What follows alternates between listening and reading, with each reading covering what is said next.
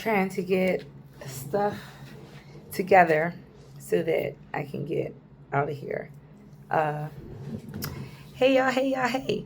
It is Motorcycle Monday, and I know that I am going to be on the road for all of today.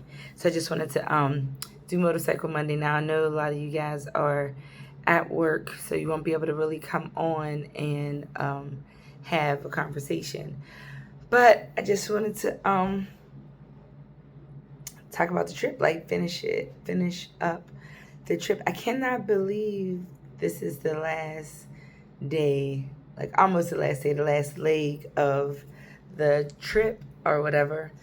Um, so my goal on this first half of the 30 days, 30,000 miles was to complete the Iron Butt Association's ride around the 48 states, which includes 9 points that you have to hit when you do this ride. So you can start at any one of these 9 points, but you have to end at those points as well. You cannot leave the country when you create your route. So the 9 points are Sault Ste. Marie, Michigan, War Road, Minnesota, Nia Bay, Washington, which is different from the SCMA's Four Corners, and I'll get into that.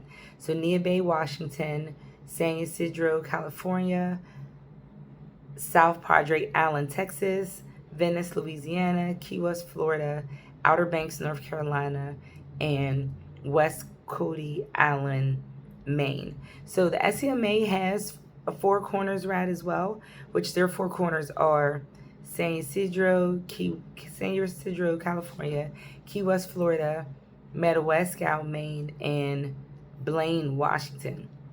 So when the IBA created their ride around, they wanted different points than the SCMA. However, California and Florida only have that 1 point. So that is why San Ysidro, California, and Key West, Florida are the same for both associations.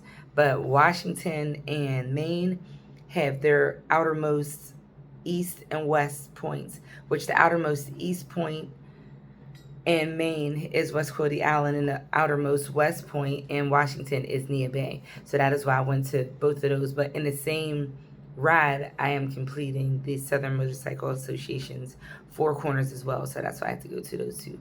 So now we have it. This is day 15, and it was coming down here. Like when I tell you, like the water was splashing from the ground up, and it was like 58 degrees, and so on a motorcycle you lose 15 degrees, and so that made it like 43, and the rain was coming down like bad, and where I have to go, especially to I have to go to Arcadia National Park, which those roads, some of them are paved and some aren't. I've been there before. And then West Cody Island up to Lubbock, Maine. The conditions are different. And even when you put it in your GPS, it's like, can't give a route because the roads aren't safe. And I'm just like, I ain't doing that in the rain. I can't, I don't, the last day. So of course, now I was really supposed to be here Saturday, maybe Sunday at the latest. So then my mind, and this always happens to me, and let me know in the comments if it happens to you too. When something like kind of goes wrong, I start to like perseverate on what could have been different, like what could have changed. I'm trying to like what could have been better, because in that instant I think about like my tire situation in Florida, because had I been able to get the tire fixed on Friday, I wouldn't be behind 2 days. But I had to wait going down, then go to Key West, come back up, still try to get the tire service, which I couldn't get a service in Florida. So then I had to go to Georgia to get the tire changed. And thank goodness that they did take me in Georgia, but that was still a like 6-hour occurrence, from like a little bit after 9, and I got out of there like 3-ish. So it's just like, do you feel like when you're on the road, the dealership should I guess obligated is a strong word, but do you feel like they should put travelers first? You know, if they have local people who are getting maintenance done or like service done to their bike, should a traveler supersede that? Because in the one dealership in Florida, I would have literally got there at like 5:15, and his technicians were done at 6 o'clock. He said it takes an hour to change the tire. So I'm like, well, I'm on a timed ride. I said, your technician can't stay like an extra 10, 15 minutes, because if you start the bike at 5:15, I'm assuming 6:15 it would be done. And he was like, well, let me ask. And he went and asked, and I guess they were like, no, because he was like, you can come first thing in the morning and we'll do it. And I'm just like, but this wasn't a planned stop. So now I am inconvenienced with having to get, lodging, or, finding somewhere to stay or finding something to do for over like 12 hours. Because again, it was like 4:30 something to 5, like, and then open again until 10 o'clock the next day. So you know what I'm saying? I'm just like, as a rider myself, if I was that technician, I would put myself in that person's shoes. Like, it's just a tire. I know I can throw this on. Yes, I'm going to get out of here a couple minutes late, but at least they're on their way. But that's just me and how I think. And then I've learned that a lot of people who work at the dealerships don't ride. They're not riders. So maybe they don't have that same mentality. You know what I mean? Like, to help someone out in a situation is like so simple. I can see if, like, I don't know, I needed diagnosed and, had to solve the problem, look for it, get it, see if they had parts. If it was like something deep like that, okay, I wouldn't expect, my staff to stay and go through all of that. But literally, it was a tire change. That's routine. You know how to do that. And really, if routine is an hour, if it's something you do all the time, you probably could have got it done in less than an hour. And then I wouldn't have, or your customer would not have been stuck. And so now you have like, oh, make sure you review, the service. You really want me to review, and you didn't change my tire. Like, you know what I mean? You made me wait a whole another day, And again, even for the technician, I know you've been at work all day, and maybe, that extra 15 minutes, maybe you had something already planned to do, which I can understand that. But there were multiple, I don't know, there were just multiple people there. So just for me, now that I'm here in Maine and I have like 3 points to hit, but it's almost 1 o'clock. Like, I planned on leaving like 3 or 4 in the morning. And when I tell you it was dark and raining like so bad, I was just like, that's spelling disaster. That's spelling disaster. Then I think about, what's up, Jeff? What's up? What's up, dude? Dirty? What's up, bro? I think about how if I wouldn't have been set back a few days ago, that I would have been somewhere else, and this wouldn't be something that I was dealing with right now. You know what I mean? And then I think about the whole trip. I don't know. And then I think about the whole trip and the things that went wrong, and I'm just like, well, not even necessarily wrong, because I really had a smooth trip. Weather wasn't like really a factor or issue. A couple hot days or whatever the case may be. I'm sorry. A couple of hot days here and there, but nothing major, So this is the very first time that it was something crazy. And hey, you doing, royalty? And it kind of prolonged me or prevented me from like starting right away. So now I definitely have to get ready to get out of here. I'm packing everything else up. I did have to, I had a meeting this morning that just finished up, but I want to be on the way out of Maine come nightfall, because I don't know if y'all saw that live last night. I saw 2 moose.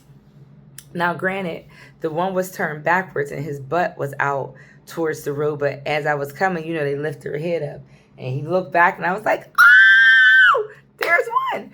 And then the other one was like down in a brush, and like I guess he was like, maybe he was laying down or he was on his legs, because when his head came up, the antlers were there and they came out, and I was like, ooh, buddy, stay right on over there, like, please and thank you. What's up, exquisite?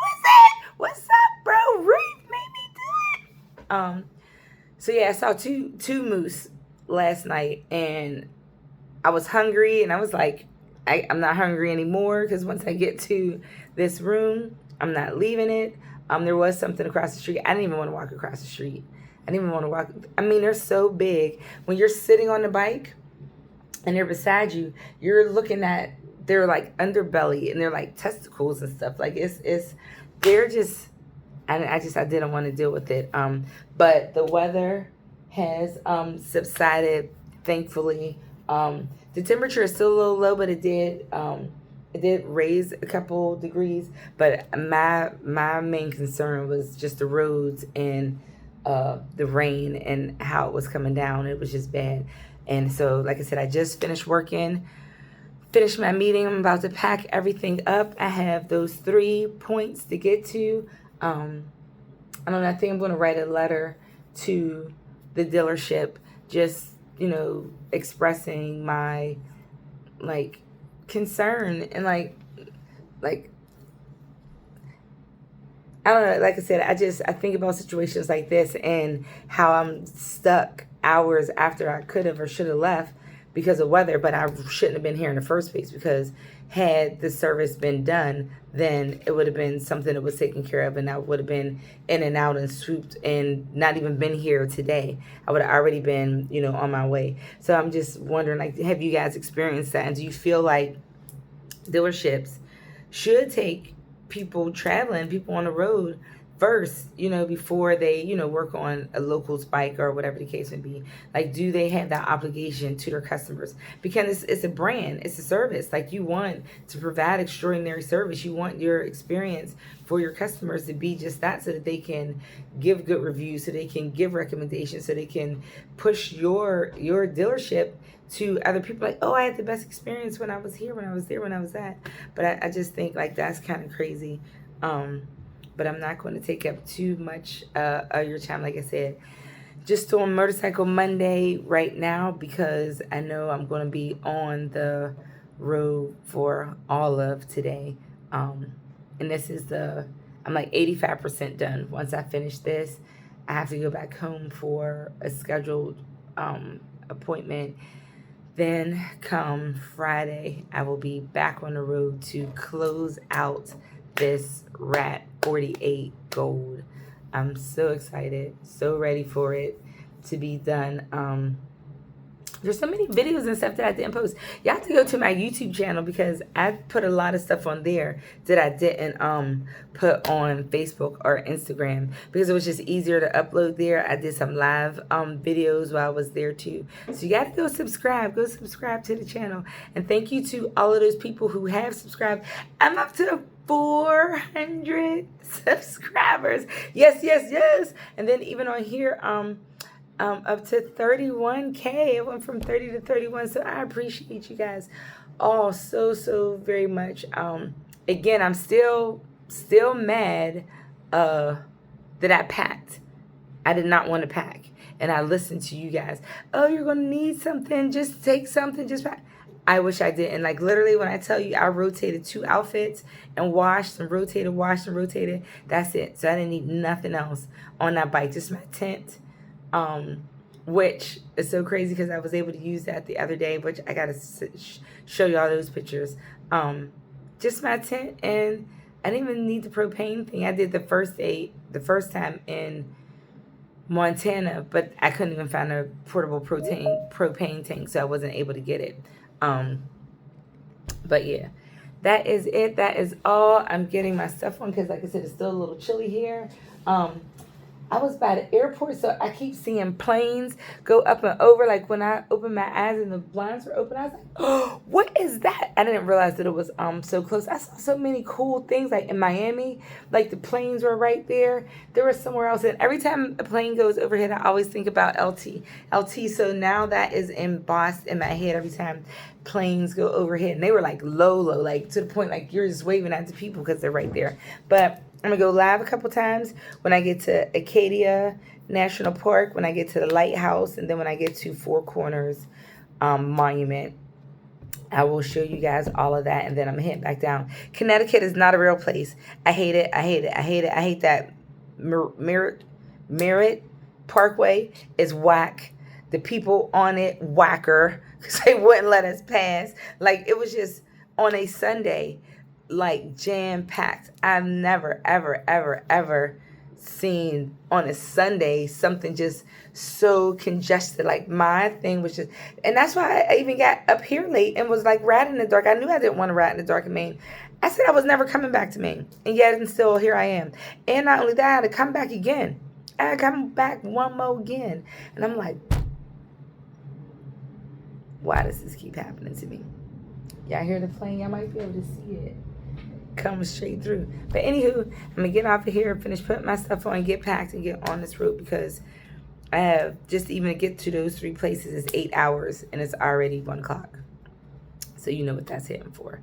I love you guys. Thank you so much for your support and watching and everything you're doing. Like I said, please go to Where's Piper on YouTube and hit a like, share, subscribe, and follow. I appreciate you guys for that. Trying to get those numbers up. Yeah, if you have any suggestions, just shoot me an inbox. I'm all ears. I appreciate it. Oh, and I'm trying to think. My 425th subscriber is going for milestones 425, 450, 475, 500. Let's go. I'm gonna talk to y'all later. Bye.